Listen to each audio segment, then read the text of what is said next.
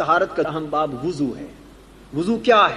اگر آپ توجہ سے دیکھیں تو انسانی جسم کے وہ اعضاء جو لباس سے باہر رہتے ہیں، ڈھکے نہیں رہتے، ننگے رہتے ہیں، ان کو دھونا وضو ہے۔ یعنی آپ کا سر سے پاؤں تک جہاں جہاں آپ کا لباس ہے، وضو میں ان کو نہیں دھویا جاتا ہے۔ ہاتھوں کو دھویا جاتا ہے، بازوؤں کو دھویا جاتا ہے، اور کئی لوگ کوہنیاں بھی ننگی رکھتے ہیں، اس لیے کوہنیوں تک بازو کو دھویا جاتا ہے، چہرے کو دھویا جاتا ہے، کلی کی جاتی ہے، ناک میں پانی ڈالا جاتا ہے، اعضاء القیاس مسح اور پاؤں کو دھویا جاتا ہے۔ سو وہ اعضاء انسانی جسم کے اور حصص جو ڈھکے رہتے ہیں لباس میں، وہ جراثیم سے بھی اکثر محفوظ رہتے ہیں۔ ہمارے بہت بڑے دشمن جراثیم، اور وہ حملہ آور ہونے کی کوشش کرتے ہیں، تو ننگی جگہ جو ہے وہ جراثیم کے لیے موزوں ہے۔ یا پھر وہ سوراخ ناک اور منہ کے جو انسانی جسم کے اندر جراثیم کو داخل کرنے کا راستہ قرار پاتے ہیں۔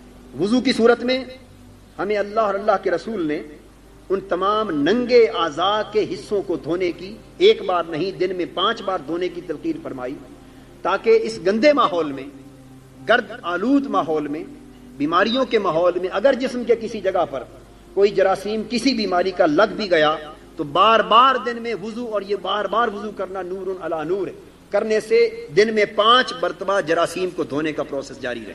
پھر اس کے بعد آپ دیکھتے ہیں کہ باقی سارے اعضاء باہر سے دھوئے جا رہے ہیں، لیکن 2 ہی سوراخ ہیں انسانی جسم کے، ایک ناک اور منہ جس کے ذریعے سے جراثیم کا داخل ہونا ممکن ہے۔ ان سوراخوں کو باہر سے نہیں بلکہ ان کے اندر پانی ڈال کر غرارہ کرنے کا حکم ہے، اور ناک کے اندر بالوں تک کو گیلا کر کے اس ہڈی تک گیلا کرنے کا حکم ہے کہ جہاں تک جراثیم کے گھس کر جم جانے کا اندیشہ ہے۔ مسلسل جو شخص دن میں 5 وقت غرارہ کرتا ہے، کلی کرتا ہے، استنشاق کرتا ہے، اور ناک میں پانی ڈال کر ہڈی تک کو صاف کرتا رہتا ہے، وہ 80% ان جراثیم کے جسم کے اندر داخل ہونے سے بچ جاتا ہے جن کا راستہ فقط منہ اور ناک ہے۔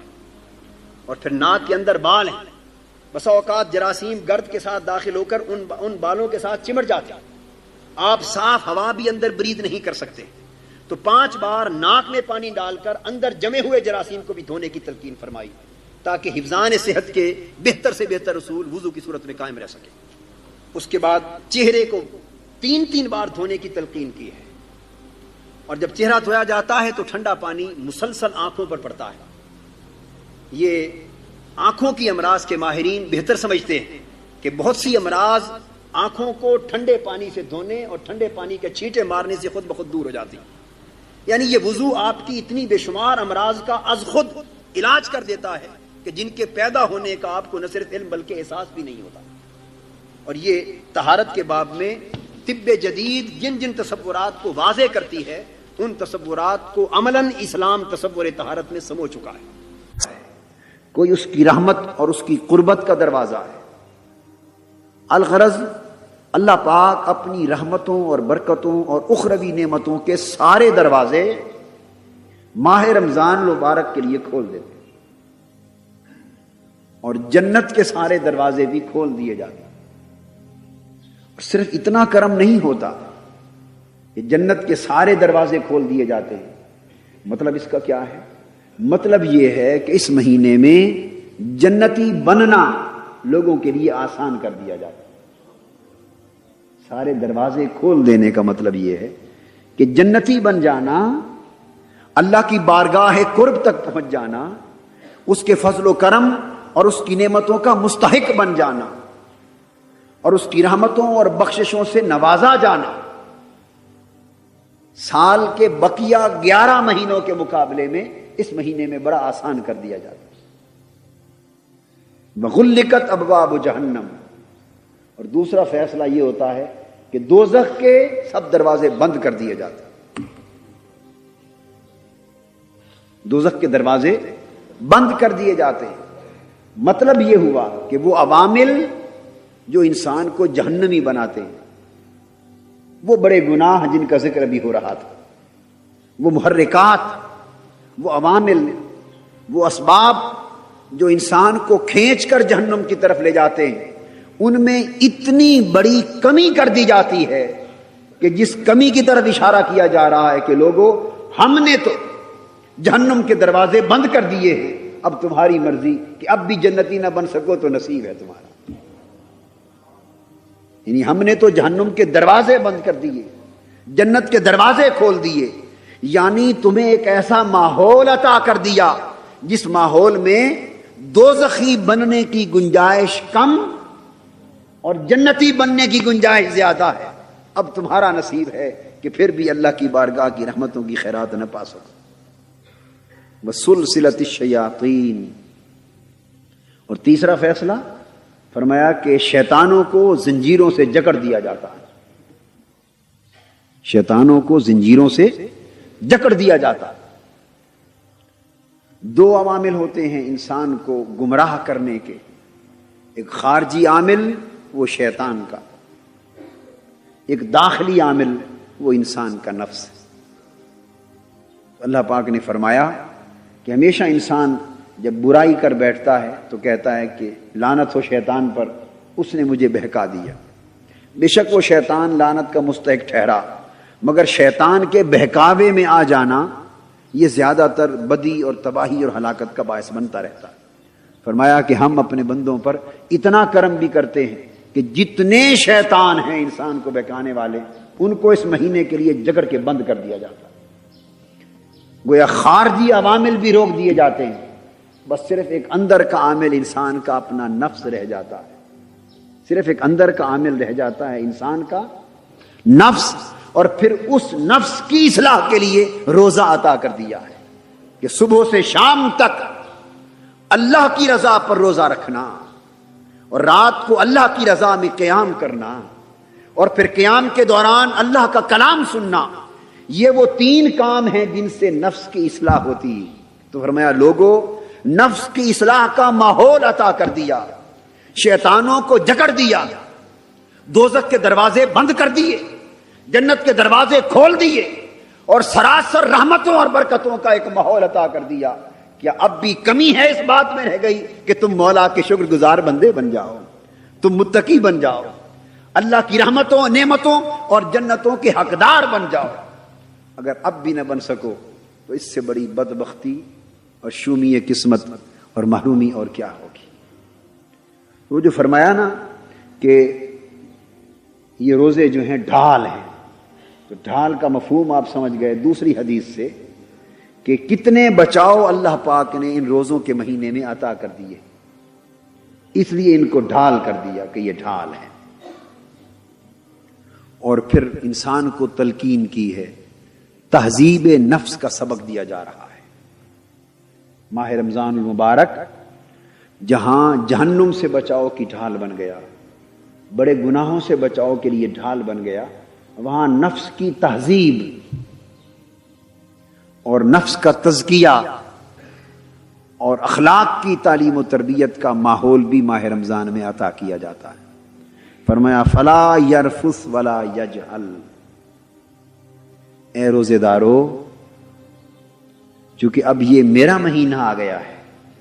یوں تو سارے مہینے اللہ کے، وہ خالق ہے، سارے دن اسی کے، سب مہینے اس کے، مگر کتنا کرم ہے رب ذوالجلال کا اور اس مہینے کی عظمتوں کا اور اس مہینے کی نعمتوں اور برکتوں کی وسعت کا اندازہ اس عمل سے لگائیے کہ وہ سارے مہینوں کا مالک ہے، مگر تخصیص کے ساتھ ایک مہینے کو چن کر فرماتا ہے کہ یہ میرا مہینہ. کیوں؟ کہ اس مہینے وہ اپنے بندوں کی بخشش کا اہتمام سارے سال سے بڑھ کر کرتا ہے. اب تہذیب نفس کا سبق دیا جا رہا ہے. اس نفس کی تہذیب ہونی چاہیے، اس نفس کی اصلاح ہونی چاہیے، اس نفس کو اخلاق کی تربیت ملنی چاہیے. اور وہ کیسے؟ ہر بات کا ایک اصول وضع کر دیا. فرمایا فلا یرفث ولا یجہل. نہ بدکاری اور بے حیائی کے کام کرنا عملاً، اور نہ زبان سے بےہودہ گوئی کرنا. یرفث بدکاری کے معنی میں بھی ہے اور زبان سے فحش کلامی کے معنی میں بھی ہے. دونوں معنی ہیں اس کے. مطلب یہ ہوا کہ نہ فاحشہ کاری کرو، نہ فحش زبانی اختیار کرو، اور نہ بےہودہ کلامی کرو. گویا تمہارا جسم بھی برائی سے بچ جائے، اور خالی جسم بچانا مقصود نہیں. فرمایا ولا یجہل، تمہاری زبان بھی بد کلامی تو درکنار، बेहुदा गोई से भी बच जाए। ये जुबान लग़्व गोई से एक महीने के लिए बच जाए। जब ऐसे हुक्म दिए जाते हैं उसका मतलब ये भी नहीं होता कि जब ये महीना खत्म हो जाए तो फिर ये सारे बुरे काम तुम्हारे लिए खुल गए। नहीं, ये इहतिमाम खास की तरफ इशारा है। क्यों? फरमाया कि वो रब्बे जुल जलाल जिसने इस महीने के रोजों को आपकी इस्लाह नफ्स के लिए खास माहौल बना दिया है, जिसने तुम्हारे जन्नती बनने के रास्ते कुशादा कर दिए और तुम्हें दोज़ख से बचने के लिए बहुत सारी बेहतर सूरतें फराहम कर दी हैं। अब तुम सवाल कर सकते हो, मौला तेरे इतने एहसानात हैं इस महीने में, कोई ये तरीका भी तो बता कि हम इन एहसानात से पूरा पूरा फायदा भी उठा सकें। कहीं ऐसा ना हो कि तेरी जन्नतों के दरवाजे भी खुले के खुले रह जाएं, जहन्नुम के दरवाजे बंद रह जाएं, शैतान मसदूद रह जाएं, माहौल नेमतों भरा रहे, बरकतों भरा रहे, सादतों भरा रहे, तेरी बारगाह के अनवार और तजल्लियात का नुज़ूल भी होता रहे और तू उम्मीद भी रखे कि मेरा बंदा सच्चे मानों में मेरा बंदा बन जाएगा। पर मौला एक करम और भी कर, कोई तरीका भी समझा दे कि हम जैसे गाफिल लोग, नाकारा लोग, नाफरमान लोग तेरी इस महीने की नेमतों से फायदा भी उठा सकें। अल्लाह पाक ने अब उसका तरीका भी तलकीन फरमाया है। फरमाया फला यरफुस वला यजहल वइनिम्रुन कातलहु औ शातमहु फलयकुल इन्नी साइमुन मर्रतैन। अब ये तरीका समझा दिया। तरीका क्या समझाया? फरमाया कि हर बुरे काम से बचे रहो। नंबर 1, जिस काम में बुराई देखो, जिस काम में फाहिशा कारी देखो, जिस काम में बदी का पहलू देखो, जिस काम में मेरी नाराजगी का उनसर देखो, एक तो खुद उससे बचो और नंबर 2 ऐसा लफ्ज भी जुबान पे ना लाओ जिस लफ्ज को आप बेहुदा गोई से ताबीर कर सकें। क्यों?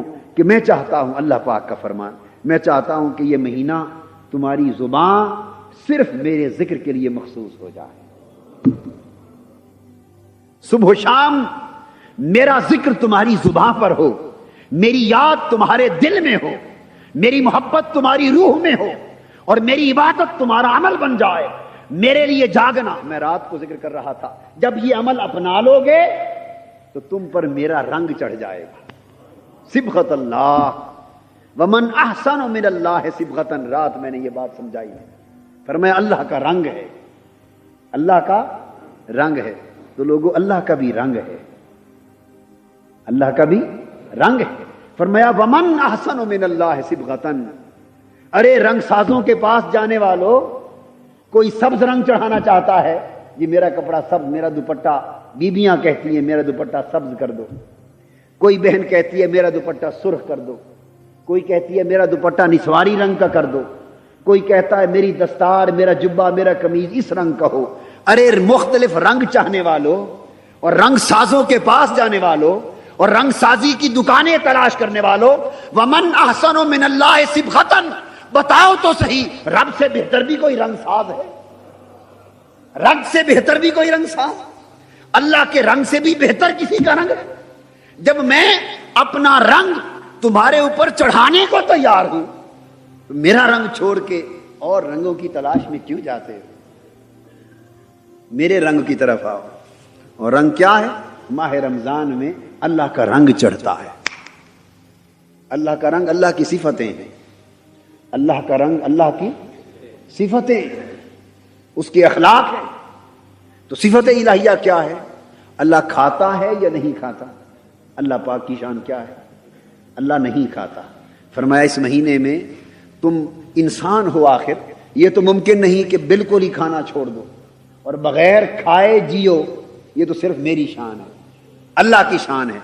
मगर इतना करो कि तुलूए फज्र से लेकर गुरूब आफताब तक 30 दिन इस पूरे वक्त में खाना छोड़े रखो तो मेरे न खाने वाला रंग चढ़ जाएगा, न खाने का रंग चढ़ जाएगा। फिर अल्लाह पाक सोता है या जागता है? जी, ला ताखुज़ुहु सिनतुम वला नौम। जागना उसका रंग है। फरमाया दिन को न खाओ ताकि मेरे न खाने का रंग चढ़ जाए, रातों को जागो تاکہ ساتھ جاگنے کا بھی رنگ چڑھ جائے اور پورا مہینہ یہ مشق جاری رہے، دن بھر کھانے سے بند رہو۔ اور اللہ پاک کوئی ایسا کلام کرتا ہے جو اس کی شان کے لائق نہ ہو؟ کرتا ہے؟ ہرگز نہیں کرتا۔ تو فرمایا فلا یرفس ولا یجہل، تم بےہودہ کلامی بھی چھوڑ دو، بےہودہ کلامی بھی چھوڑ دو، زبان پہ صرف اس کا ذکر رہے، دن بھر اس کے نہ کھانے والا رنگ رہے، رات کو جاگنے کا رنگ رہے، اور پھر اس کا کلام تمہارے کانوں میں پڑتا رہے، نماز تراویح میں اس کا کلام سنو، پچھلی رات جب سحور کا وقت آئے تو مولا کی آوازیں آئیں، اور دل کے کانوں کو بھی بیدار کرو کہ تمہارے دل کے کان ماہ رمضان کی پچھلی راتوں کی یہ صدائیں اور یہ نغمات لاہوتی بھی سن سکیں، جب مولا اپنی پیاری پیاری آواز میں اپنے سوئے ہوئے بندے کو جگا رہا ہو اور کہہ رہا ہو میرے بندے اٹھ، ہے کوئی تیرا سوال مجھ سے کر لے، آج میں عطا کرنے کا چاہتا ہوں، ہے کوئی بخشش کا طالب کوئی طلب کر لے، میں مغفرت عطا کر دوں۔ تو کتنے تعلق کی جہتیں اللہ سے قائم ہو جاتی۔ فرمایا اگر پورا مہینہ اس طرح تم گزار لو تو میرے بہت سے رنگ تمہارے اوپر چڑھ جائیں گے، بہت سے رنگ چڑھ جائیں گے۔ تو یہ مہینہ رنگ تو چڑھاتا ہے، آگے برقرار رکھنا یا نہ رکھنا وہ ہماری مرضی، یہ مرضی کی بات ہے، کچا رنگ چڑھ جائے یا پکا رنگ چڑھ جائے، جو چڑھے اتر جائے تو وہ کچا چڑھا، اور جو چڑھے اور پھر نہ اترے وہ پکا چڑھ گئے۔ تو اس مہینے میں اپنی روح کی چنری رنگوا لو، روح کی چنری رنگوا لو، بڑا اچھا رنگ ساز ہے، وہ موج پر آیا ہوا ہے، اس کا مہینہ کرم کی جولانیوں پر ہے۔ طریقہ کیا ہے؟ فرمایا اس حد تک اپنی زبان کو پاکیزہ کر لو کہ اگر کوئی شخص تمہارے ساتھ جھگڑا کرے، کوئی شخص تمہارے ساتھ جھگڑا کرے اور شاتمہ یا تمہیں گالی بھی دے، اب کوئی جھگڑا کرے آپ کے ساتھ تو اتنا تو کرتے ہیں نا، اگر ایک مکہ مارے تو کم سے کم اگر دو نہ مار سکیں، دو تو مارنا ضروری ہے نا ایک کے مقابلے میں، دو نہ مار سکے تو ایک تو مارتے ہی ہے نا۔ وہ یہ نہ کہے کہ مریل ہے اس کو مارا ہاتھ ہی نہیں اٹھا سکتا، وہ ایک گالی دے تو دو گالیاں دینا تو لازمی بنتی ہیں، یہ عمل ہے ہمارا۔ اللہ پاک نے فرمایا اگر کوئی تم سے جھگڑا کر لے، تمہیں گالی دے لے اور تم روزے کی حالت میں ہو تو معلوم ہے کیا جواب دو؟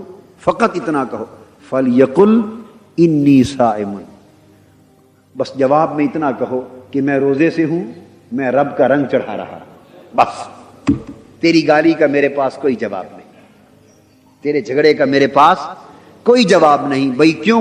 میں روزے سے، میں اس وقت ڈھال میں ہوں، روزے میں ہوں، رب کا رنگ چڑھا رہا، بس۔ فرمایا اتنا صبر کرو، اور ایک بار نہیں 2 بار کہہ دو، 2 بار کہہ دو۔ 2 بار کہنے میں حکمت کیا؟ انسان کو متوجہ کیا جا رہا ہے کہ اس پر بار بار دھیان کرو میں تمہیں کیا سبق دے رہا ہوں۔ حضور علیہ السلام نے فرمایا مرتین، 2 بار، یعنی بار بار دھیان کرو لوگوں کیا سبق دیا جا رہا ہے، اس عمل کو اپناؤ، زبان پاک ہو جائے گی، نفس پاک ہو گیا، جسم پاک ہو گیا، زبان پاک ہو گئی، تو طہارت اور پاکیزگی انسان کی زندگی میں اتر آئی۔ اس کے بعد ارشاد فرمایا والذی نفسی بیدہ لخلوف فم الصائم اطیب عند اللہ من ریح المسک۔ حضور علیہ السلام نے فرمایا قسم ہے اس رب کی جس کے قبضہ قدرت میں میری جان ہے۔ فرمایا جوں جوں دن گزرتا جاتا ہے روزے دار کا اور معدہ خالی ہوتا ہے، اور دن گزرنے کے ساتھ ساتھ خالی معدے سے پھر جو ہوا باہر آتی ہے منہ سے، اس میں گیسز کی ایک ملاوٹ ہوتی ہے، اور اس ہوا سے تھوڑی منہ سے نکلنے والی ہوا ہلکی سی بودار ہو جاتی، بدبو دیتی، فریش نہیں ہوتی۔ وہ بھوک کا ایک اثر ہے، وہ زبان سے جب آپ کی منہ سے جب ہوا نکلتی ہے، سانس لیتے ہیں تو وہ محسوس ہوتا ہے۔ عام حالات میں، یہ بات خاص نکتہ، عام حالات میں کسی شخص کو وہ سانس اور اس کی وہ بدبو اس ہوا کی پسند نہیں ہوتی، پسند نہیں ہوتی، مگر یہاں فرمایا حضور علیہ السلام نے مجھے اپنے رب کی قسم جس کے قبضہ قدرت میں میری جان ہے کہ اللہ پاک کا ارشاد یہ ہے کہ روزے دار کے منہ کی بدبو بھی مجھے کستوری کی خوشبو سے بھی زیادہ پیاری ہے۔ کستوری کی خوشبو سے زیادہ پیاری، تو بدبو بدبو ہی نہ رہی، بدبو اب آپ نے دیکھا کہ تھی بدبو اور خوشبو سے بہتر ہو گئی، تھی بدبو اور خوشبو سے بہتر ہو گئی۔ اس کا نقطہ کیا ہے؟ یعنی واقعہ بدبو، کیا بدبو نہ تھی؟ بولیے، تو جب ہے بدبو تو کستوری کی خوشبو سے بہتر کیسے بن گئی؟ یوں ہی تو نہیں، یوں ہی فرما سکتے تھے کہ ہے تو بدبو بھی اچھی ہے، کہ روزے دار کی بدبو بھی ہمیں اچھی لگتی ہے، یوں بھی فرمایا جا سکتا تھا، مگر مقابلے میں کستوری لائے، کیونکہ عرب میں کستوری سے زیادہ قیمتی خوشبو نہ تھی۔ عرب میں ابتداءً عربوں کو بات بتائی جا رہی ہے، ان کے ہاں کستوری کی خوشبو سے زیادہ قیمتی خوشبو نہ تھی، تو فرمایا کہ تمہاری دنیا کی جو سب سے قیمتی خوشبو ہے، میرے روزے دار بندے کے منہ کی بو بھی اس سے بہتر ہے۔ یہاں ایک امر کا اشارہ ہے۔ یہ بدبوئیں کیسے بنتی ہیں، خوشبوئیں کیسی بنتی ہیں، اچھائیاں کیسے بنتی ہیں اور برائیاں کیسے بنتی ہیں، یہ ایک خاص علمی اور شرعی نقطہ ہے۔ اس میں فلاں چیز اچھی ہے، فلاں چیز بری ہے، تو سوال یہ ہے کہ اچھائی اور برائی کیا کسی چیز کی اصل خصلت ہے یا امر سے بنتی ہے؟ سمجھانا یہ مقصود ہے کہ اصل خصلت نہیں ہے کسی چیز کی، فلاں چیز اچھی ہے، فلاں بری ہے، فلاں فلاں سے اچھا ہے اور فلاں فلاں سے برا ہے، تو نہ فلاں اصل میں اچھا تھا اس سے اور نہ فلاں اصل میں اس سے برا تھا، اصل میں تو ساری چیزیں برابر تھیں، اصل میں تو ساری چیزیں برابر تھیں، بکرا تھا یا خنزیر تھا، بکرا تھا یا خنزیر تھا، اصلاً تو دونوں برابر تھے، اصلاً تو دونوں برابر تھے۔ ہر وہ چیز جسے اچھی اور بری خصلت کے ساتھ آپ اور ہم منسوب کرتے ہیں، اصلاً وہ ایک شے تھی، مگر کچھ چیزیں اچھی ہو گئیں اور کچھ بری ہو گئیں، کچھ چیزیں حلال ہو گئیں اور کچھ چیزیں حرام ہو گئیں۔ بکرا کیوں حلال رہا، خنزیر کیوں حرام ہو گیا؟ اس لیے کہ اس حلال کرنے والے امر والے نے بکرے کو حرام نہ کہا، سو اپنی اصل حالت پر حلال رہا، اور اس امر والے نے خنزیر کو حرام کہہ دیا، سو اپنی اصل حالت سے ہٹ کر حرام ہو گیا۔ نقطہ یہ سمجھایا جا رہا ہے، خوشبو ہو یا بدبو، اچھائی ہو یا برائی، نیکی ہو یا بدی، پسند ہو یا ناپسند، اسلام نے ہر شے کا ایک معیار دیا ہے، اور وہ معیار انسانی عقل و خرد کا پیمانہ نہیں، انسانی عقل اسے سمجھنے کے لیے کام آ سکتی ہے، مگر عقل کو یہ حق نہیں کہ وہ اصلاً کسی کے حلال و حرام ہونے کا فیصلہ کر دے، اصلاً اچھے اور برے ہونے کا فیصلہ کر دے۔ یہ حق صرف مولا کے امر کو ہے، اللہ کے امر کا حق ہے، اس کا امر ہے، بس جب اس کا امر ہو گیا تو چیز اچھی ہو گئی، امر ہو گیا تو چیز بری ہو گئی۔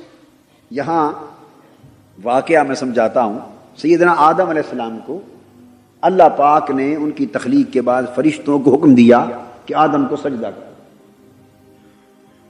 اب امر سے کس طرح دین کے احکام وضع ہوتے، حکم دیا اذ قلنا للملائکۃ اسجدوا لآدم فسجدوا الا ابلیس، اور یاد کرو وہ وقت جب ہم نے تمام فرشتوں کو حکم دیا کہ آدم کو سجدہ کرو، بس سب نے سجدہ کر دیا سوائے ابلیس کے۔ اب پہلی بات تو یہ کہ اللہ کے سوا پہلے بھی کسی اور کو سجدہ ہوا تھا، اور اللہ کے سوا کسی اور کے لیے سجدہ روا تھا؟ ایک بات تو ذہن نشین یہ کر لیں کہ یہ سجدہ سجدہ عبادت نہ تھا، سجدہ تعظیم تھا، یہ سجدہ عبادت نہ تھا بلکہ سجدہ تعظیم تھا۔ عبادت کا سجدہ اللہ کے سوا کسی اور کے لیے کبھی بھی جائز نہیں رہا، کیونکہ معبود اللہ کے سوا کوئی اور نہیں، عبادت کا حقدار اور عبادت اور پرستش کے لائق اللہ کے سوا کوئی اور نہیں۔ سو سجدہ عبادت کبھی بھی کسی کے لیے روا نہیں رہا. اب رہ گیا سجدہ تعظیم. یہ پہلی امتوں اور شریعتوں میں جائز تھا. پہلی امتوں اور شریعتوں میں جائز تھا. شریعت محمدی صلی اللہ علیہ وآلہ وسلم نے تعظیمی سجدہ بھی حرام کر دیا. اب کسی بڑے سے بڑے بزرگ کو، حتیٰ کہ کسی نبی اور ولی کو بھی، اور حضور علیہ الصلوۃ والسلام کی ذات اقدس سے بڑی ہستی تو کائنات میں اور عالم خلق میں کوئی نہیں، تو حضور علیہ السلام کی ذات پاک کے لیے بھی تعظیماً سجدہ کرنا حرام ہے. تعظیماً سجدہ کرنے کی اجازت نہیں ہے. طواف کی بھی اجازت نہیں ہے. حضور کے مزار اقدس کے طواف، یعنی طواف بنیت طواف، ایک ہے زیارت کے لیے گھومنا، نہیں، جو طواف جس طرح ہم کعبہ کا کرتے ہیں وہ طواف بھی جائز نہیں. میں نقطہ امر سمجھا رہا ہوں. یہ درست. اور جو ہم کعبے کو سجدہ کرتے ہیں یہ نہ سجدہ عبادت ہے نہ سجدہ تعظیم ہے، یہ سجدہ توجہ ہے. سجدے کی 4 قسمیں. یہ سجدہ آپ اس لیے نیت کرتے ہیں متوجہن الی الکعبہ. جب نیت کرتے ہیں اپنی زبان میں، اردو میں، پنجابی میں کیا کہتے ہیں؟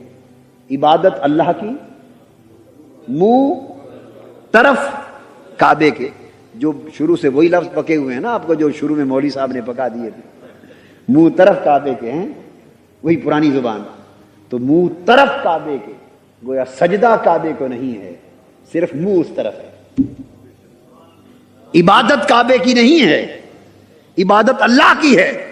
مگر اللہ کی عبادت کرنے کے لیے کسی نہ کسی سمت منہ تو کرنا ہے. منہ تو کرنا ہے یا نہیں؟ کسی سمت. بس منہ کرنے کی سمت کعبے کی طرف اللہ نے مقرر کر دی، کعبہ مقرر کر دیا. اب جو بات بتانا چاہتا ہوں، امر کا نقطہ جو اس میں آ گیا وہ یہ ہے کہ کعبہ افضل ہے یا حضور علیہ السلام کی ذات اقدس؟ حضور علیہ السلام کی ذات اقدس افضل ہے. فضیلت میں یہ بات ایمان کے درجے کی ہے. فضیلت میں کعبے کا مقابلہ ہی نہیں ہے ذات پاک محمد مصطفیٰ صلی اللہ علیہ وسلم سے. مقابلہ ہی نہیں. یاد رکھنا. اب آگے بڑھیں. حضور علیہ السلام کی ذات اقدس کی بات تو کیا کہنا. آقا دو جہاں صلی اللہ علیہ وسلم کی قبر انور جہاں جسد مصطفیٰ مس ہو رہا ہے، کعبہ اس زمین کے خطے کا بھی مقابلہ فضیلت میں نہیں کر سکتا. اور اس موازنے میں کعبے کی بات کیا کہنا. عرش معلا بھی اس خطہ زمین کا مقابلہ نہیں کر سکتا. صرف اتنا خطہ، میں پورے شہر مدینہ کی بات نہیں کر رہا. خاص نقطہ ہے، علمی نقطہ ہے، سمجھ لیں. پورا شہر مدینہ نہیں، وہ خطہ قبر انور کا جہاں جسد پاک آرام فرما ہے، اس خطے میں فضیلت کا مقابلہ اس خطے سے عرش الہی بھی نہیں کرتا، بیت المعمور نہیں کرتا، کعبۃ اللہ نہیں کرتا. تو وہ کعبہ جو فضیلت میں جس کا مقابلہ ہی کوئی نہیں حضور علیہ السلام کی ذات پاک کے ساتھ. اور پھر آقا سے مقابلہ فضیلت کا کیا؟ ابن ماجہ میں حدیث آتی ہے، حضور علیہ السلام نے کعبہ سے خطاب کیا اور فرمایا کعبہ اس رب کی قسم جس کے قبضہ قدرت میں میری جان ہے، ان حرمت المؤمن اعظم من کا حرمت عند اللہ دمہ و مالہ و عرضہ. او کما قال، فرمایا کعبہ مجھے رب کی عزت کی قسم جس کے قبضہ قدرت میں میری جان ہے، میری امت کا مرد مومن، اس کی جان، اس کا مال اور اس کی عزت و حرمت اللہ کی بارگاہ میں درجے میں تجھ سے بھی اونچی. مرد مومن کی عزت و حرمت اللہ کی بارگاہ میں اے کعبہ تجھ سے بھی اونچی. یہ حدیث صحیح ہے. مگر اب امر کیا ہو گیا؟ نقطہ یہ سمجھنے والا ہے. امر ہو گیا قد نرا تقلب وجہک فی السماء، پیارے آپ کا چہرہ بار بار پلٹنا دیکھ لیا ہے. فَلَنُوَلِّيَنَّكَ قِبْلَةً تَرْضَاهَا، چونکہ آقا نے اسی کعبہ کو اپنے قبلے کے طور پہ پسند کر لیا تھا، فرمایا فَلَنُوَلِّيَنَّكَ قِبْلَةً تَرْضَاهَا، اسی قبلے کی طرف آپ کو پھیر دیں گے جس پہ آپ راضی ہیں. فَوَلِّ وَجْهَكَ، یہ امر آ رہا ہے. فَوَلِّ وَجْهَكَ شطر المسجد الحرام، آج اور اب میرے پیارے اپنا چہرہ اس کعبے کی طرف کر لیجئے. بس چہرہ مصطفیٰ اس کعبے کی طرف پھرنا تھا، چہرہ مصطفیٰ اس کعبے کی طرف پھرنا تھا کہ افضل آقا ہے. مگر اب حضور کے لیے بھی امر آ گیا کہ میرے پیارے کعبے کا مقابلہ تو تیرے ساتھ نہیں ہے، مگر تو بھی نماز اسی کی طرف منہ کر کے ادا کرے گا، اور طواف کا وقت آئے گا اسی کا طواف کرے گا. یہ ہے امر. افضل مفضول کا طواف کر رہا ہے، اعلیٰ درجے والا نبی کعبے کا طواف کر رہا ہے. سبحان اللہ سبحان اللہ. یہ کیا ہے؟ امر ہے. حجر اسود پتھر ہے. کبھی حضور علیہ الصلوۃ والسلام کی کیا شان کے پتھروں کو چومتے تھے. آئے پتھروں کو چومے، کیا شان. مگر حجر اسود آقا نے چوما، لب لگ گئے. قیامت تک ساری خدائی چوم رہی ہے، ورنہ کون چومتا اس پتھر کو جا کر. اس کا انالیسس کریں، وہ کوئی جدا پتھر ہے باقیوں سے؟ اپنی ترکیب میں، ہیئت میں، کانسٹیٹیوشن میں. سیدنا فاروق اعظم سے پوچھو رضی اللہ تعالیٰ عنہ، طواف کر کے حجر اسود کے سامنے کھڑے ہو گئے. حجر اسود سے خطاب کیا، کہا انک حجر لا تنفع ولا تضر واللہ ما قبلتک لولا رأیت رسول اللہ صلی اللہ علیہ وسلم یقبلک. حجر اسود، عمر تیرے سامنے کھڑا ہے اور میں جانتا ہوں کہ تو ایک پتھر ہے، تو نہ میرے نفع کا مالک ہے نہ نقصان کا مالک ہے، باوجود اس کے میں تمہیں چومنے کے لیے آیا ہوں. اور خدا کی قسم جس کے قبضہ قدرت میں عمر کی جان ہے، تمہیں کبھی بوسہ نہ دیتا اگر میں نے ان آنکھوں سے اپنے حبیب محمد مصطفیٰ کو نہ دیکھا ہوتا. ان کے لب تجھ سے لگے تھے، انہوں نے تمہیں چوما تھا، انہوں نے تمہیں چوما تھا. کیوں چوما؟ یہ تو چومنے والے جانے، ہم تو امر کے غلام ہیں. کیوں چوما؟ دلیل کے پیچھے نہیں جاتے، امر کے پیچھے جاتے ہیں. دلیل وہی جانے جن کا امر تھا. ہم نے تو چومتے دیکھا، تمہیں چومتے چلے جا رہے ہیں. اب بات کو سمجھے، یہ امر ہے، اس امر پر مبنی ہے دین. حضرت عبداللہ ابن عمر رضی اللہ تعالیٰ عنہ اپنی اونٹنی کو پکڑ کے ایک صحرا میں، کھلا صحرا ہے، ریگستان میدان ہے، اس میں چکر لگوا رہے ہیں. اونٹنی کو پکڑا ہوا ہے، بغیر کسی وجہ کے چکر لگوا رہے ہیں. ایکسرسائز نہیں ہے. کسی نے پوچھا ہے عبداللہ ابن عمر رضی اللہ تعالیٰ عنہ کیا وجہ ہے اونٹنی کو یوں ہی چکر لگوائے جا رہے ہیں؟ فرمانے لگے ہم وجہ کو کیا جانے، ہم وجہ کو کیا جانے، یہ وجہ تو مجھے بھی معلوم نہیں. فقط اتنی بات وہ کہتے ہیں کہ رأیت رسول اللہ صلی اللہ علیہ وسلم یفعلھا کذا ففعلتھا. میں نے ایک روز اپنے آقا کو دیکھا تھا کہ اپنی اونٹنی کو یہاں چکر لگا رہے تھے. وجہ تو وہی جانتے ہیں، میں تو یار کی ادا پہ عمل کر رہا ہوں. مجھے کیا خبر تھی رکوع کی، مجھے ہوش کب تھی سجود کی، تیرے نقش پا کی تلاش تھی کہ میں جھک رہا تھا نماز میں. اور میری زندگی بھی عجیب ہے، میری بندگی بھی عجیب ہے، جہاں مل گیا تیرا نقش پا وہیں میں نے کعبہ بنا لیا. بات دلیل کی نہیں ہے، بات امر کی ہے.